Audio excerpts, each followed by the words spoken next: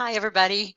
I'm Dina Coots. If you've not met me, I'm the Director of Distance Education at Alvin Community College. We had a series of meetings over the last 2 Fridays to review the results of the online course reviews. I realized that some of you were unable to attend because you truly teach at a distance or just were unable to attend because of scheduling conflicts. So I wanted to provide a recording of these meetings so that you have all of the information that you need to help with these course reviews. So to begin with, I would like to first of all say thank you to all of my Distance Education Committee. They have been working very hard over the last 2 years with this entire process, selecting the best resources, selecting the rubric we use to evaluate, and then of course all of the time that was involved in them going in and conducting these course reviews for you. So I just want to publicly say thank you to all of those members of that Distance Ed Committee for their work so far and their continuing work with us this semester. It doesn't go without appreciation on my part, and I know for those of you wanting to see these results that you appreciate their work as well. So thank you, DE Committee. So let's talk about the results of these online course reviews. If you are receiving this information by email, please know that you will receive a copy of your course report by email as well, since you were unable to attend the face-to-face meeting. Now, overall as an institution, here's where we fell after we conducted these reviews. 19% of our courses already meet the standard, and they will begin working toward an exemplary course status. Then we have another group that we're going to call the mid group. This mid group are you folks who only have to make a couple of small changes in order to get up to standard. And we'll talk about that in a minute, but realize that although you didn't meet the standard in this mid group, you are very close and you can enact a couple of changes that will bring you right up to standards. And then about 49% of you are going to require just a little more extensive work, and we'll begin working with you to also get your course up to standards. Now, we did conduct the 4 meetings over the last 2 Fridays. The only reason I wanted to point this out is that each meeting was pointed to a specific location in the course rubric used to evaluate your online courses. The rubric is divided into 4 parts, and the meetings as well were divided into these 4 parts. So the 4 sections of the rubric used to evaluate you were course design, assessment, interaction and collaboration, and learner support. So just to become familiar with how you were evaluated, 4 sections. Your report coordinates exactly to these 4 sections as well. So for each of these support sections in the rubric, we have assigned mentors to help and support you. Under course design, Dr. Rhonda Boone and Don Paris will be your design go-to mentors. Under assessment, we have Alex Marriott and Brian Berger. Under interaction, we have Saul Olivares. And then under learner support, we have Johanna Hume and Craig Foss. These are members of our DE committee who are continuing to support you and will be your go-to person as you begin the work. If you have questions, you need guidance how to find resources, or you just need someone to sit down and maybe get you started, that's what your mentors will be there for to assist you with. Now, we didn't want to just give you a report and send you home and say good luck. We wanted to make sure that you had wonderful resources at hand to understand what changes we are asking that you make and to see some examples of what we're looking for. So the first thing that I did was created a course in Blackboard called Training 2000. This is the Exemplary Course Support section.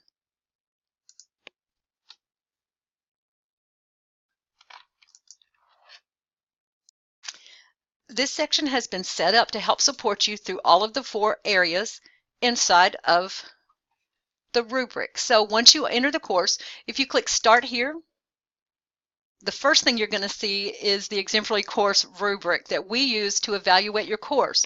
You can access and download a copy for yourself by either clicking on the image or clicking on the underlined link for Exemplary Course rubric. I've taken each of the 4 areas of the rubric and divided them into folders so that you can easily find the support you need under these sections. So for example, if you have check marks under learner support, and I should mention on the report when you're looking at it, if you see a check mark in one area, that indicates that you received either a 1 or a 2 in that section.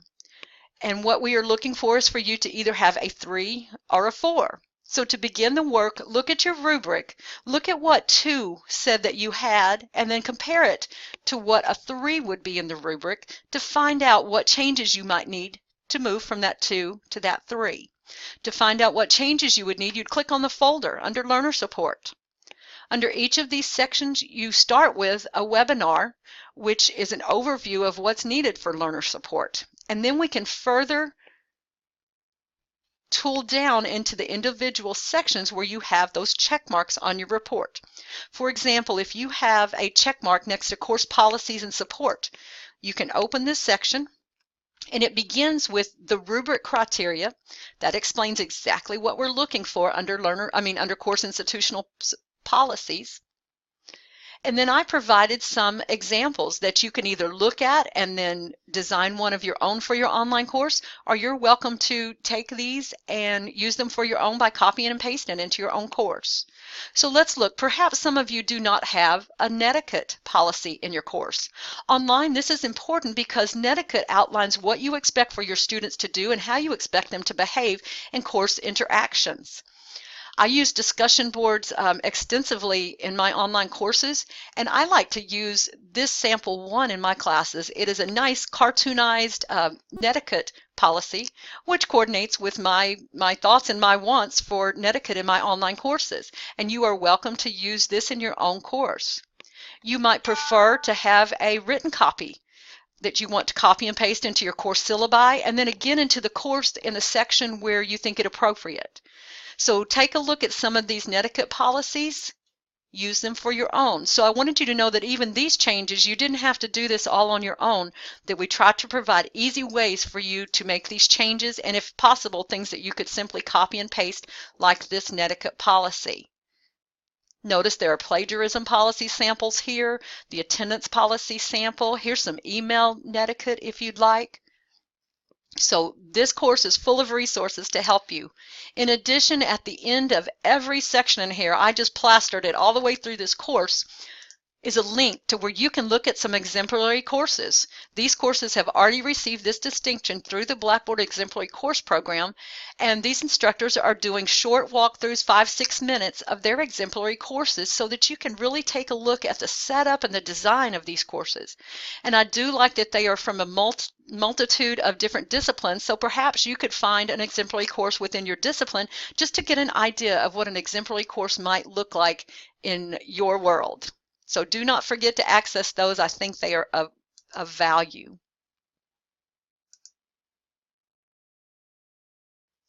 In addition to that exemplary course support, there are also a series of self-paced courses that you can enroll in and put in your own course list in Blackboard so that you could take a deeper dive into some of these ideas for your online course. I know one of the biggest factors that we needed to address overall as an institution is the building of our online communities, the interaction and creating that sense of community in our online courses. So if that was a topic that you would be interested in, then you would enroll in this in Blackboard. So let's take a minute and let me show you how to self-enroll into these courses. To self-enroll in the courses, you're going to log into Blackboard and click on My Courses. You might not have ever noticed it, but over here to the bottom left is the course catalog. So you're going to browse the course catalog, and what we're looking for is that exemplary course because we want to enroll in it. All you need to do is in this empty box, you would begin typing the word exemplary, and what we were saying when we click go is, hey, Blackboard, go look for any courses that you have with the name exemplary in the course name. And in our instance here, there's only one course. So you would want to enroll in this class. You'll drop down, click the word enroll, and then when you click submit, that's going to enroll you in the class, and it will show up in your My Courses list in Blackboard. To self-enroll in any of the other courses, be sure to put one of the keywords, put one of the keywords from the title of the courses to self-enroll. Another note about these self-paced courses is you will be provided a certificate of completion when you complete this work, and it might be a nice addition to your professional development that you offer to your division dean at the end of the semesters. One resource that I cannot overlook here is the Blackboard community site. And this is exactly what it sounds like. This is a community of learners who gather. Blackboard provides the profile in the program, but it is led by people just like us who have a topic that we are all interested in learning together.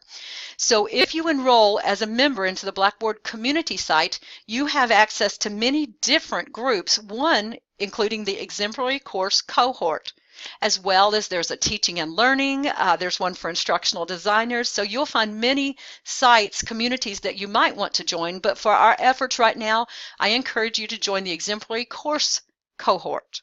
This cohort is divided into 4 different parts, 4 cohorts, which all coincide with the 4 parts of the evaluation rubric. These cohorts and presentations are delivered by instructors who already have exemplary courses. Again, it's not run by Blackboard. These are opportunities for you to watch other instructors who work online who have created exemplary courses, and then they will discuss their courses, showing you examples of their courses and how they addressed the specific issue in the rubric. For instance, if you were working on course design, then that cohort is going to go into detail with what a course looks like that has good course design. So I really highly encourage you to log in at least and sign up for an account right now, and we'll become familiar with this together over time. As a small enticement, if you register for an account under Community Site by September 21st, I'm going to place your name in a drawing. I have a wonderful big goodie bag, Blackboard Community goodie bag, that I would love to share with you, so I'll put your name in a drawing for that. All I need you to do is once you sign up for the Community Site, you're going to receive a confirmation email, and if you would, just forward that to me as the indication that you registered for the community site. So we've got some pretty good resources in place for you, so I hope that you found these as valuable as I do. And let's talk about a few things you need to know related to these course reviews. One, when we did the courses initially, we started with whatever the most current version that you were teaching was. We began in the spring, so most of the courses were taken from the 2018 spring version of your course that you taught. When we pulled that course, we created a separate shell and we put the word REV, which indicates review. So you know that this is the course where the reviewers went in and looked at your course. We're asking that you go into that same site, the one that begins with the REV, and enter that to do your course corrections. Once that course has been reviewed and approved again, then it can be copied into your new course beginning in spring 19. Boy, these years are going by quickly. Another thing I'd like you to know is we did mention those 2 groups earlier in this presentation. One is the group that needs minimal help. So October 26 is an important date for these course reviews that I'd like to emphasize for you. October 26 is the first date that we are going to review or start looking at what improvements that you have made since our initial meetings like this in September. So just be prepared by October 26 to have someone take a look and see where you are and what other work might need to be done for you to have your course re-reviewed. Now, those of you needing extensive help, we are aware that October 26 is not a practical date for you to have your work done. So we are asking that by October 26 that you set up a meeting with your division dean, your mentor, or me, and we're going to sit down with you and we are going to go through your course to let you know exactly what is needed, and we'll talk with you and work through some milestones and some due dates that work within your schedule based on the amount of work that you need to do. So you'll have a better indication of what kind of work is needed and how much time it might take to complete that. I do realize that some of you may have exceptions to working in that REV course. For example, I have people who have had textbook changes since the review. So if you have any special needs related to that, please contact us individually. This is a very individualized, personalized type of process, so we don't want you doing something that's not practical just because somebody said, oh, you have to do it this way. So if you have exceptions or things that we might not have considered yet, please email me and let us know, and of course we'll consider whatever we need to work with you to get these revisions made. I also want to point out that beginning each Friday from 9 to 1 o'clock, The Center for Success will be open, just an open lab time for you to come by, sit down, and receive some help if you want to just come in one-on-one. I will be there. Some of my mentors will be there. So come on by the labs Friday mornings if you have some open time and want to do some work on your courses. And each Friday, beginning this coming Friday the 21st, we will be open and ready for you to come by and receive the help that you need. As we close this up, I want you to remember, first of all, why we are doing this. It is not for SACS. It's not for our division deans. It's not for our vice president. The changes that we are doing are for our students. And I know that you know that. If you're an instructor, you're a teacher, then you have that in your heart, that our first goal is our students. So as you're working through these changes and making things better, just know that the goal of all of us, of our community, is to make things even better for our students. They deserve the quality. They deserve the very best educational opportunity, whether it's face-to-face in the classroom or online, and that's what we are striving to do, to provide the very best opportunities for our students. So thank you for the work that you're going to do. I'm even going to measure this because I think it's important for you to see the effect of the work that you are going to do, because I'm so convinced that the work that we are about to begin will directly affect our student success rates in online courses. I wanted to be sure to conduct a study of that so that you can see the data as we finish this work and how it directly is supporting the success rates in our online course. Because isn't that the ultimate goal? That our students be successful and graduate and move on from here. So again, thank you for all that you do for our online students already, that you've done in the past, and for the work that you're going to do moving forward. I really will be there to help you. We have some wonderful mentors who are there to help you, as well as a lot of online resources. So be sure to begin working, and we'll be touching base again soon. Thank you for your time today.